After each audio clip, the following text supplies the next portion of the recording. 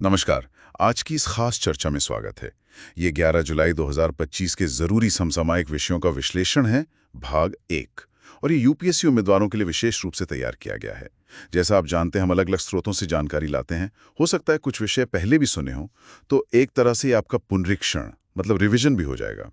तो चलिए शुरू करते हैं आज की चर्चा। आज हम आतंकवाद के वित्त पोषण से लेकर खनन क्षेत्र, अंतरिक्ष प्रौद्योगिकी और डिजिटल भुगतान तक कई अहम मुद्दों पर बात करेंगे। तो शुरुआत करते हैं एफएटीएफ की हालिया रिपोर्ट से। ये आतंकवादी वित्त पोषण के जोखिमों पर एक व्यापक अपडेट है। लगता है आतंकी संगठन अभी भी फाइनेंशियल सिस्टम का गलत इस्तेमाल कर पा रहे हैं। जी बिल्कुल।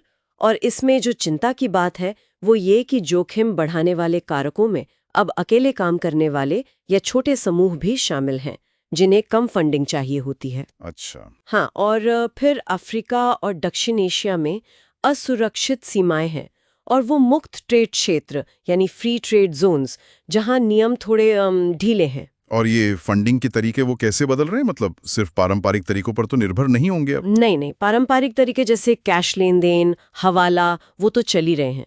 अल शबाब जैसे समूह इस्तेमाल करते हैं, पर अब नए तरीकों में डिजिटल प्लेटफॉर्म्स आ गए हैं। जैसे social media, crowd funding, virtual संपत्ति जैसे बिटकॉइन, और यहाँ तक कि ऑनलाइन गेमिंग प्लेटफॉर्म्स का भी इस्तेमाल हो रहा है। गेमिंग प्लेटफॉर्म्स भी? हाँ, और फिर उगाही, अपहरण, तस्करी जैसी आपराधिक गतिविधियां तो है ही। और एक और ट्रेंड है गैर लाभकारी संस्थाओं यानी एनपीओस का दुरुपयोग। तो एफएटीएफ इनसे निपटने के लिए क्या सुझाव दे रहा है? कुछ ठोस कदम? जी, सुझावों में शामिल है कि जो हाई रिस्क वाले इलाके हैं वहां लगातार हो रहे ट्रांसफर्स जैसे रिस्क इंडिकेटर्स की पहचान की जाए, फिर संयुक्त राष्ट्र सुरक्षा परिषद के प्रतिबंधों के तहत एक मल्टीलैटरल रिस्पॉन्स हो, और सोशल मीडिया जैसे क्षेत्रों के लिए लक्षित पब्लिक प्राइवेट पार्टनरशिप मतलब पीपीपीज विकसित करने की बात भी है। ठीक है। अंतर्राष्ट्रीय सुरक्षा से अब जरा घरेलू मोर्चे पर आते हैं। केंद्रीय खान मंत्रालय ने आकांक्षी डीएमएफ कार्यक्रम के लिए कुछ दिशा निर्देश जारी किए हैं। हाँ बिल्कुल। इसका मकसद है डिस्ट्रिक्ट मिनरल फाउंडेशन यानी डीएमएफ की जो पहले हैं उन्हें आकांक्षी जिला कार्यक्रम यानी एडीपी और आकांक्षी ब्लॉक कार्यक्रम यानी एबीपी के साथ जोड़ना। अच्छा जी, ये प्रधानमंत्री खनिज क्षेत्र कल्याण योजना पीएमकेकेवाई पर आधारित है। लक्ष्य यही है कि खनन से प्रभावित जो समुदाय हैं उनके लिए बेहतर नतीजे सुनिश्चित हों, स्वास्थ्य, पोषण, शिक्षा, कृषि, इन सब क्षेत्रों में। समझ गया। और घरेलू नियमों की बात चल रही है तो पेट्रोलियम सेक्टर में भी कुछ नए नियम आ रहे हैं। ड्राफ्ट पेट्रोलियम और प्राकृतिक गैस नियम 2025। सही कहा। ये 1949 और 1959 के जो पुराने नियम हैं उनकी जगह लेंगे। इसमें कुछ खास बातें हैं, जैसे ग्रीन हाउस गैस उत्सर्जन की निगरानी, फिर कार्बन कैप्चर और स्टोरेज मतलब सीसीएस, उसके लिए एक रेगुलेटरी फ्रेमवर्क।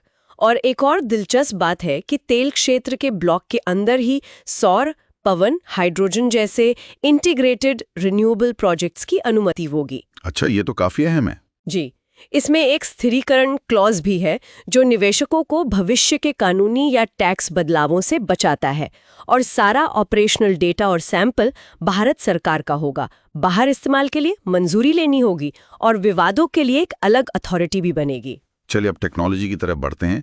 आयन स्पेस ने स्पेसएक्स के स्टारलिंक को भारत में सैटेलाइट सेवाओं के लिए 5 साल का प्राधिकरण दिया है। हाँ, ये भारत के सैटेलाइट कम्युनिकेशन सेक्टर को खोलने और निजी भागीदारी बढ़ाने की दिशा में एक बड़ा कदम है।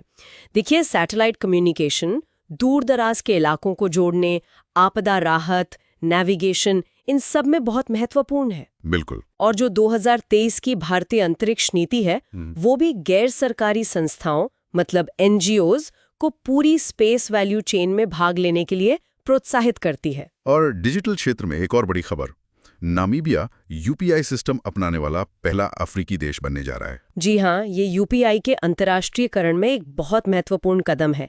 एनपीसीआई इंटरनेशनल पेमेंट्स लिमिटेड यानी एनआईपीएल, उनका लक्ष्य है कि 2028-19 तक यूपीआई को 20 देशों में फैलाया जाए। 20 देशों में?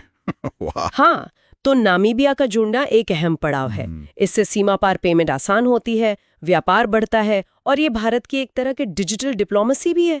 भूटान, फ्रांस, सिंगापुर, यूएई जैसे देश तो पहले से ही इसे अपना चुके हैं। चलिए अब जल्दी से कुछ और जरूरी खबरों पर नजर डालते हैं। कुछ शायद रिवीजन भी हो सकती हैं।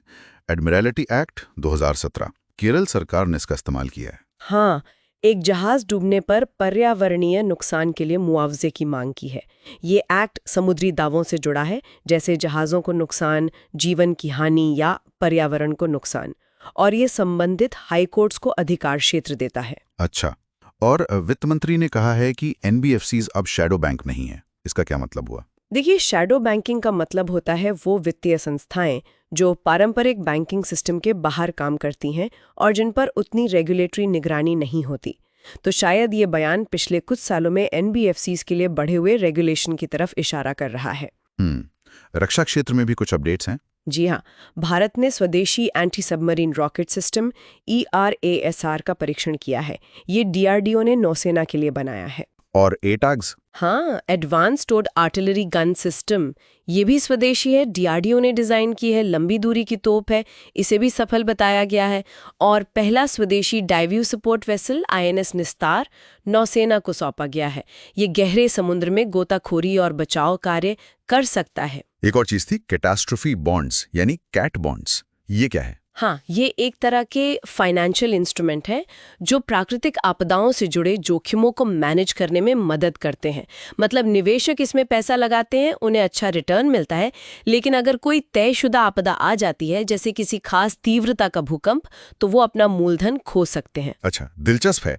और अंत में कुछ स्थान जो खबरों में थे। जी, सिएरा लियोन, जहां समुद्र का स्तर बढ़ने से न्यांगाई द्वीप का क्षेत्र घट गया है। लेक तुर्काना केन्या और इथोपिया में, जहां जीवाश्म प्रोटीन मिले हैं। और माही नदी गुजरात में, जहां एक पुल गिरा है और ये नदी कर्क रेखा को 2 बार पार करती है। तो ये थी 11 जुलाई 2025 भाग 1 की कुछ प्रमुख सुर्खियां और उनका विश्लेषण।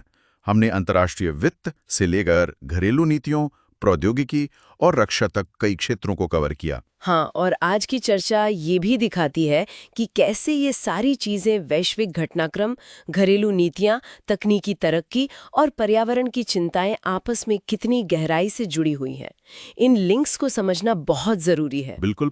उम्मीद है इस चर्चा से सबको जरूरी जानकारी मिली होगी। ये सभी घटनाक्रम भारत के सामने अवसर और चुनौतियां दोनों पेश करते हैं। सोचने वाली बात यह है कि इन सबको साधने के लिए हमारी नीतियां कैसी होनी चाहिए। खैर, अगर ये जानकारी उपयोगी लगी हो तो इसे लाइक जरूर करें और आगे के अपडेट्स के लिए सब्सक्राइब करना न भूलें। धन्यवाद।